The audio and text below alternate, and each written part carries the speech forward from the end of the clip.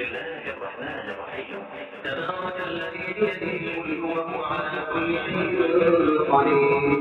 الذي خلق الموت والحياة ليبلوكم أيكم أحسن عملا وهو العزيز الغفور. الذي خلق السماوات والأرض ما ترى في خلق الرحمن من تفاوت أو شيء قال الأمور ثم شيء قال وتنقلب إليك البصر خاسئا وهو حسيب.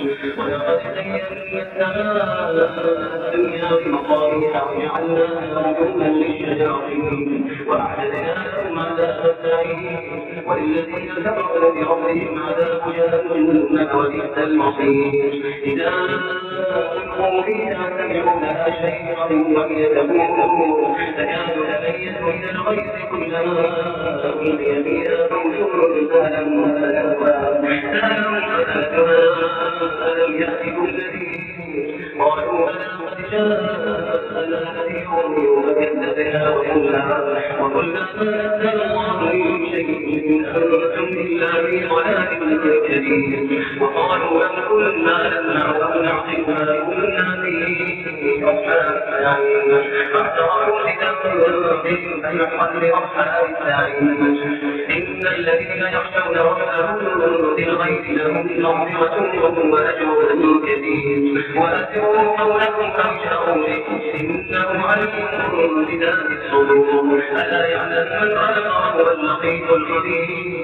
هو الذي جعل لكم الأرض ذلولا فامشوا في مناكبها وكلوا من رزقه وإليه النشور. أأمنتم من في السماء أن يخسف بكم الأرض فإذا هي تمور أم أمنتم من في السماء أن يرسل عليكم حاصبا فتجعلون كيف نذير. ولقد كذب الذين من قبلهم فكيف كان نكير. أولم يروا إلى الطير فوقهم صافات ويقبض لا يمسكهن إلا الرحمن إنه بكل شيء بصير. أما هذا الذي هو يرسل لكم يخرجكم من دون الرحمن إن الكافرون إلا في غرور. أما هذا الذي يرزقكم من همسة رزقا التي تطيعكم ونفور. أفمن يمشي مكبا على وجهه أن يمشي سبيلا على صراط مستقيم. قل هو الذي أنشأ وجعل السمع والأبصار والأفئدة قليلا ما تشكرون. قل هو الذي ذرأكم في الأرض فإليه تحشرون.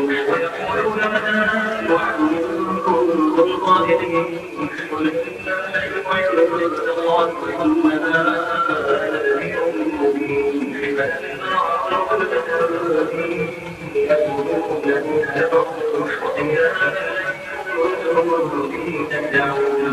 قل أرأيتم إن أهلكني الله ومن معي رحمنا فمن يجير الكافرين من عذاب أليم.